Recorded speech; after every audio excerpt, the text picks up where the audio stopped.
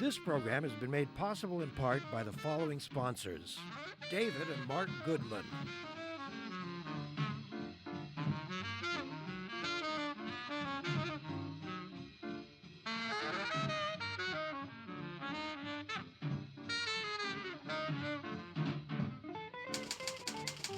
the Vancouver Courier newspaper,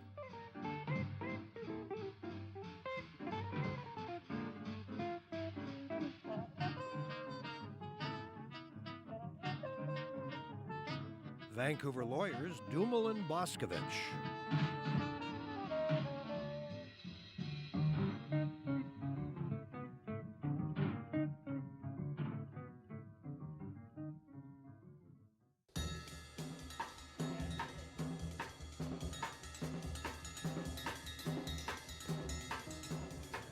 We are a country of immigrants, always have been, perhaps always will be. But immigration has been raised to a new level, not only here, but worldwide. Blame the airplane, give credit to emerging economies, or perhaps to dictators. Whatever the reason may be, humankind has never really experienced immigration and migration on the level that it has today. It's a commonplace to tell you that in England today, there are more mosques than churches. Make of that what you will. Hate it, love it, or simply observe it. Well, here in Canada, where we have very particular immigration policies, not all of us are delighted with the policies and how they play out. And those who are not delighted aren't just white Anglo-Saxon Protestants who are saying, wait a minute, stop the waves. There are also a lot of immigrants who are not happy with the way immigration tries to work here in Canada. Our guest, Steve Kaufmann, owns a lumber business, but he also is a language nut, quite frankly. And to that purpose, he has a wonderful website. He created a language learning device called Link.com. And it's a wonderful website, and I'm going to sign up and start learning some more. I'll work on my Mandarin. I'll work on my Italian, and then the first week. Yeah, the first week, and then maybe the second week I'll go back to Spanish. Great to have you here. Now, look. Thank you. Here's one of the things you've said. You said the government should not be in the business of, quote, promoting diversity. Right. Why? I think people should be free to celebrate their own culture, ethnicity, or be interested in somebody else's culture or language or ethnicity. I mean, in my own case, I speak 11 languages. Yeah. But none of those, my parents were born in what was then the Austro-Hungarian Empire, Yes. which became Czechoslovakia. Yeah. I spoke 11 languages, I speak them. I don't speak the language that they spoke, which is Czech. I don't think we need to be put in boxes. I don't think it's the government role to say diversity is good, lack of diversity is bad. I think it should be entirely up to individuals. I therefore don't think the government should necessarily have some kind of forced assimilation program. You must become a Canadian, you must brand yourself with a maple leaf. We don't want that either. The American model. The melting perhaps. I mean, in point of fact, Canada is more of a melting pot than the U.S. Contrary to popular belief, the rates of intermarriage, when Canadians are interviewed, surveyed on whether they think immigrants should conform to the dominant culture, Canadians are significantly more likely to say yes than Americans. So in fact, and on the Canadian census, the largest single answer to the question, what is your ethnic origin, is Canadian. Not what is your identity. What is your ethnic origin? The largest answer is Canadian. And then the majority of other answers will be Ukrainian and Scottish, or German and Japanese. So in other words, the bulk of people have mixed ethnic origin. We are a melting pot. And so the government should not be telling people or promoting, like my granddaughter at school, who's 10, she's asked, would you please come to class next week with something from your heritage? I'm saying, what business is it of the school to try and tag these people with their, quote, heritage? Why not say, if you're interested in China, or if you're interested in Italy or India or Africa, bring something in that's representative of that culture. So that's all I'm saying. I think we do too much promoting the differences, and I think this it will have significant negative impacts on the degree of solidarity that we have as a society. And we can get into that But subject. why do we have this impression, I think so many of us share this impression, Steve, that in America, we, in less than a generation, new Americans are wearing the flag. And yeah, I'm an American. And yet we have the opposite impression that in Canada, because we have this more of a mosaic model, that people are still, you know, going on about their Chinese or Jewish or African or whatever heritage, rather than, as you said, wearing the maple leaf. I think probably the differences aren't that great. I think there are a lot of Canadians, even first-generation Canadians, who are happy to wear the maple leaf. I think the Canadians have been less, you know, less gung-ho jingoistic than the Americans. I mean, the Canadians are not expansionist. And we're a little country. We're not going to go beat up on anyone. But that's Canada. That's the nature of Canada. That's the nature of Canada. And also, you know, Americans say we are the greatest country in the world.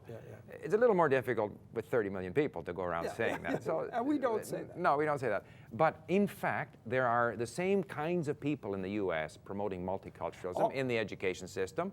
And I mean, here in Canada, when we saw the Olympics, what did we see? We saw people of all possible origins out in the street waving the Canadian flag. So we don't take a back seat necessarily in this whole flag waving exercise. Yeah, diversity is in a sense, it's a very natural thing. It's a very, you know, I always tell people that some people will come here and they'll say to me, well, you know, there seems to be a great divide. And I say, look, this is the only city I know of where you will have people who are,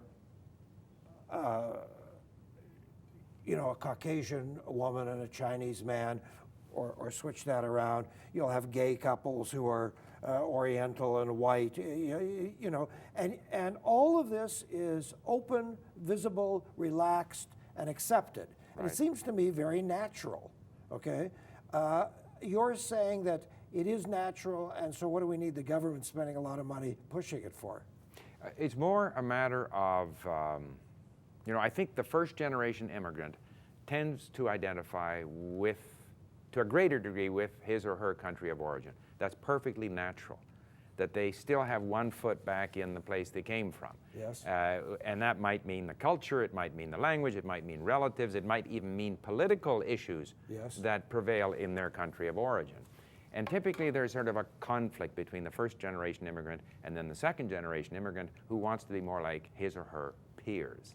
What I see the government doing is they're siding with the first generation. They're siding with the parents. They're saying, you look Chinese, you're Chinese.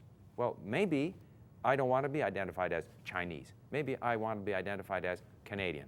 It's my choice. But when we say celebrate diversity, I'll give you an example. There's a professor at UBC whose name I think is Henry Yu. Yes. And he's a professor of history. Yes. And he is trying to promote the idea that actually the Chinese are a founding people in Canada because there were X number of sailors who came on a boat in the year 1785. Right. Fine. In fact, he got $850,000 from the government to do this kind of research. I think it's silly. You know, there were Italians in the French army in 1652 or whatever. These are not founding peoples. There is a history in Canada of the sort of interaction between the British, the French, and the natives. And to me, that is the core. The British, the French, and the natives. I am not of those groups, so therefore my ancestors genetically are not of British, French, native origin. But in terms of my identification, and I should point out my wife is half Chinese, half Costa Rican, and my kids, and in terms of our sense of belonging, our ancestors are those British, French, and native who started our country. Now, Henry Yu wants to change that. I said, no, the Chinese are founding people. And he said, and this is what I thought was quite indicative of this whole attempt to challenge who we are. Right. He said, in Kitsilano, they're mostly white there. Quote, don't they get it? They're white as the driven snow, quote unquote. Kitsilano. Yeah, I think it's Kitsilano, which is not as white as Burnaby or Richmond. So there's something wrong there. So if you aren't diversified, if you aren't different than what Canada was 30, 40, 50 years ago, there's something wrong with you. And I'm saying diversity is not good nor bad. It is or it isn't. You can have a community that's all, of Scottish origin or French or Polish. Whatever it is. There's nothing wrong with that, or all Chinese. You just don't want to spend a fortune in tax dollars on it. I don't want to spend the tax money, and I think it's the wrong message. The government should not be, quote, promoting diversity. Okay, let me give you an example. Yeah. So a friend of mine who's from Guangzhou, China, right. With whom, oddly enough, I just spoke earlier today. About 4 years ago, 5 years ago, he wants to get his driver's license. He'd only been here a year or so. So he asked me, would I take him out to the Burnaby driver's license place, whatever it's called. So I take him to the place. And we walk in about 4 in the afternoon, and the guy behind the counter, very nice fellow, he says, do you have your China driver's license? And my friend's name is Yamin. So Yamin says, yeah, and he takes out, and he gives him the license. And the man sees where it's from, and he says, oh, would you like, this is the written test, would you like to take your written test in Guangzhouese? Mm-hmm. It turns out that you can take your written driver's test in British Columbia in 150 tongues. Right. Now, I personally think that's absurd. I have nothing against, this is one of my dearest friends. I love this guy. Right. We're very close friends, okay? Right. And he quite appropriately said, no, I'll take it in English, right. Which I thought was the appropriate response. I don't know any street signs in Guangzhouese. Cantonese will do, by the way. In the lower mainland, yeah. you know, or in Mandarin. I don't know any street signs, you know. So why are we offering to take a driver's license test in anything other than English, in Farsi, in Urdu? Right. I mean, I'm sort of torn diversity. on the one. To me, that's diversity gone rampant. I think you can argue that one in a number of different ways. Okay. On the one hand, if you take away the necessity to learn English, yes, you take away the motivation to learn English, these people, the immigrants, are not going to try very hard to learn English. And point of fact, only a very small minority try very hard to learn English. So if you can do your driver's license in English, well, why do we have schools in English? Why not have schools in Chinese? We had a group of Chinese doctors saying that the language requirement for them was unnecessary because all their patients are Chinese. But they still have to interact with the hospitals, with the pharmacists, and so forth. Yes. So my point of view is, if you're a company like the banks and you want to pursue the Chinese market, of course you're going to provide services in Chinese, Farsi, whatever. And they do. And they do. But if you're a government and you provide the service in Cantonese, why not in Tibetan? Exactly. Why not in some Estonian? Yes. You know, so you take on a responsibility in terms of fairness, to provide this to every group, which is impractical. And the irony of it that we all have experienced is to be on a WestJet flight arriving in Vancouver from Calgary, say, or Winnipeg, and have messages in English and French when you know there's tops one person on the passenger list who speaks French, you know, and but 42 people who speak Mandarin. Right. However, I must say that I support the French concept because I believe in sort of the core. Like I believe that every country has to have something sticky that we can belong to, that we can identify with. Yes. And people often say, you know, well, what is Canada? What is Canadian culture? What is Canadian history? Yes. Well, to me, this historical interaction between the French, the British, and the natives in a very specific landmass, northern, lakes, whatever. This is something that is unique to us. Nowhere else in the world do you have this very specific interaction of British, French, and native. You have Chinese people elsewhere, you have Italian people elsewhere. So to that extent, even though there's no Frenchmen on the plane, I support the French. Maybe we have to take a break, but maybe we should be doing more to teach all Canadians about Aboriginal history. Absolutely. Absolutely. Okay. When we come back, we're going to talk about language and the way it's taught or failed to be taught. Just a reminder that www.davidberner.com is the site to go to if you want to send us email, either jolly email or hateful email. We get them both. And the fire marshal, by the way, has been complaining about all the letters. And we want to also take a sec to thank all these lovely people who help us in presenting this program here on Shaw Community Television Cable 4.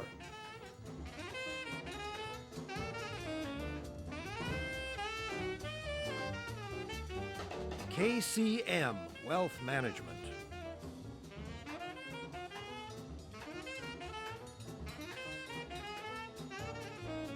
Vancouver lawyers Dumel and Boscovich.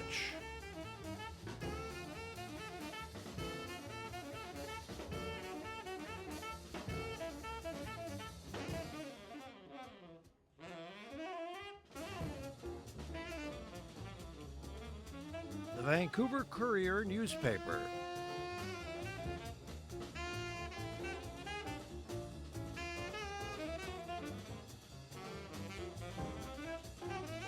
David and Mark Goodman.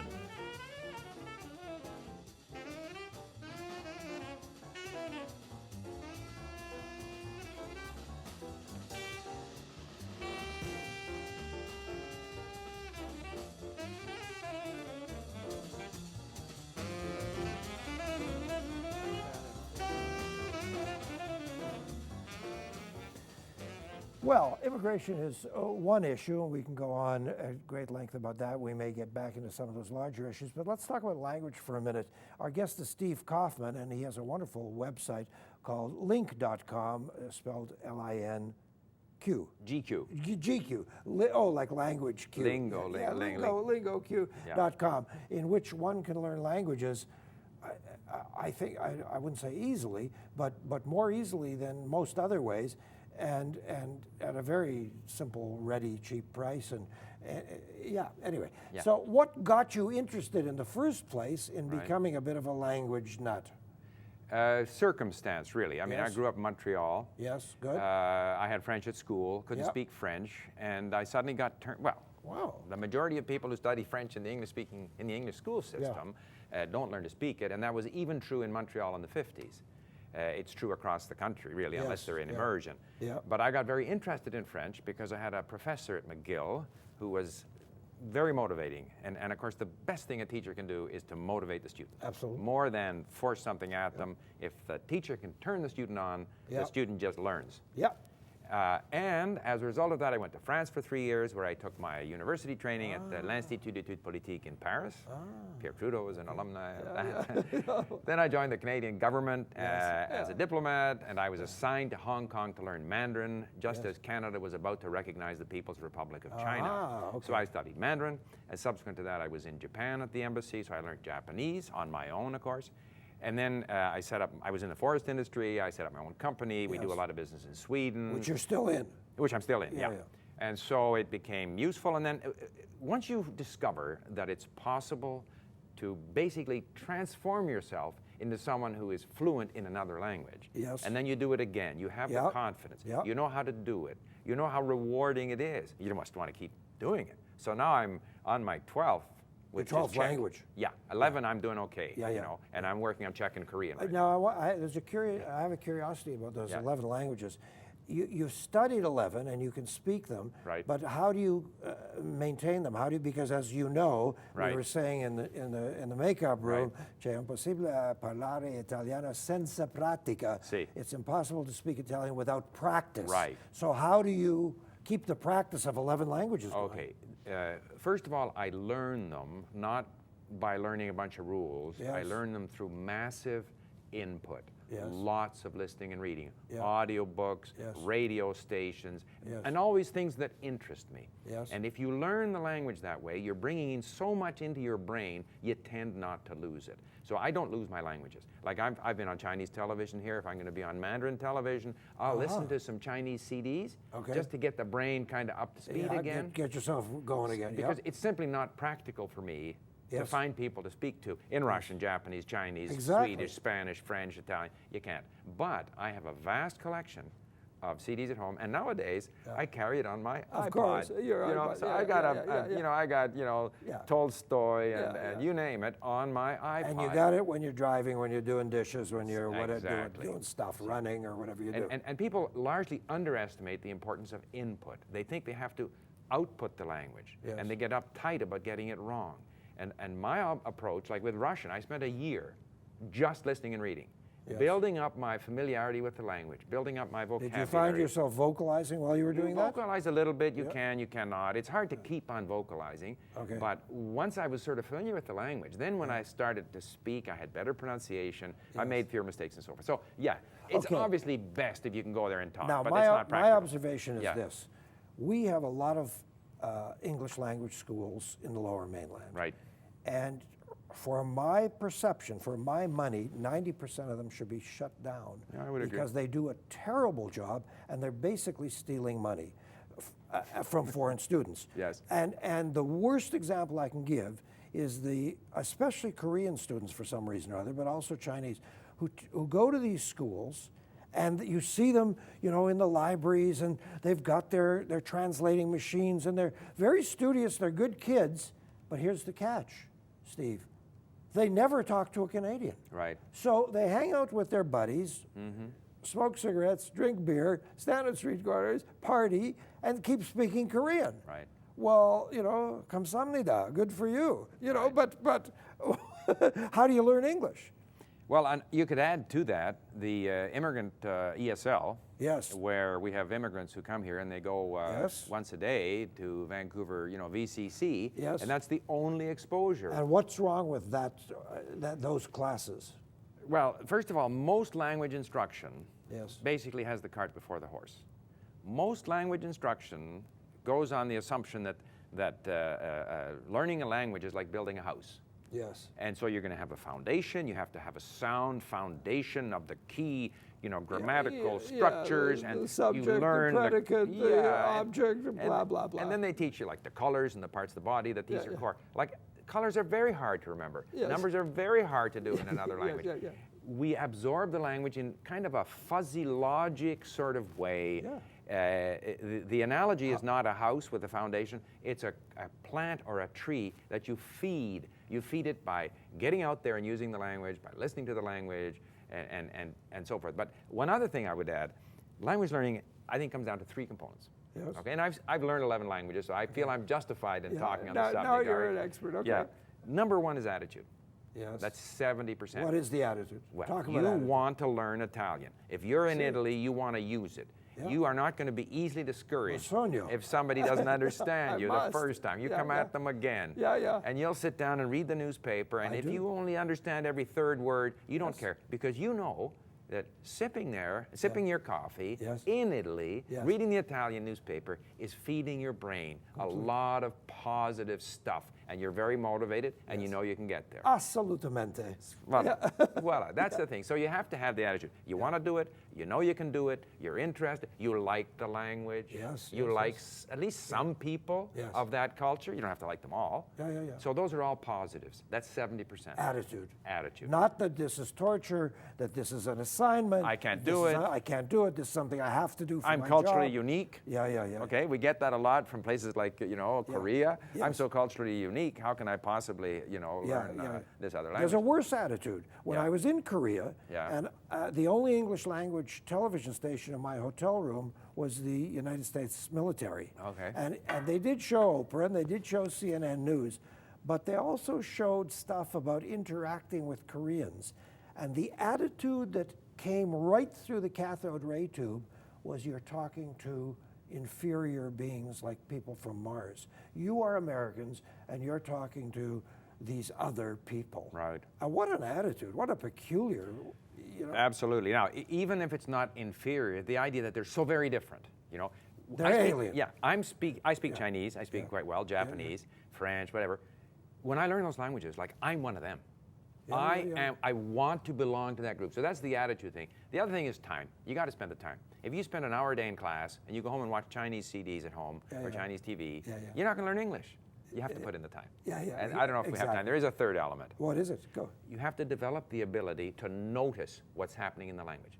Ah. And that ties into attitude and time, That's but very it's a subtle. skill. It's That's a very very skill. subtle. And the way we've designed our website is part of that. All the little things that help you notice, because the brain picks up on a lot of stuff, but it also misses a lot of stuff. And so you have to cultivate this ability to notice how it's pronounced. No, it's not Kato, it's Kato. For example, okay? And when I was in Seoul, they were changing the spelling of the language. Right. While I was there, K's were becoming L's and so on. Or in the transliteration. Yeah, Yes. and I got on the subway, and I went past the subway stop. Right. Because they had already changed the sign, and I was one stop further along, and I went, I think I just passed my stop, because that's the thing they're doing with changing the language. Right. So you do have to notice. You got to notice. You got to be on your toes. Yeah. And you got to be interested. Attitude is number 1. Yeah. So what would you do about ESL if you were the god of education in BC or in Canada? Well, if we're talking, first of all, the private schools, that's their business. Yeah. So if people want to come and spend their money, then that's fine. Yeah. Insofar as the government is concerned, insofar as immigrants are concerned, we know that the number one condition for success, if you're an immigrant, is your ability in the language. Bar none. So that's something we should really be stepping That's right. on. However, given that the method of instruction is inefficient, Yes. to pour more money into that structure that's based on this back-to-front way of learning languages is not a good idea.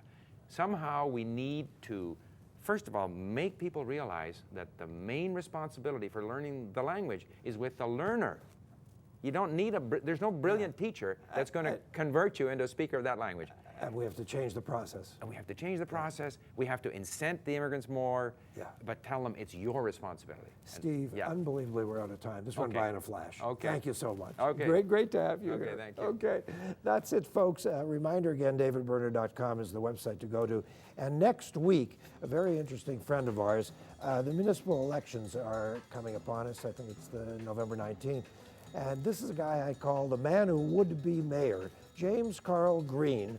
For some reason or other, has wanted to be mayor of the city of Vancouver for quite a few rounds now. And I'm not even sure if he's registered, but I think he wants to do it again.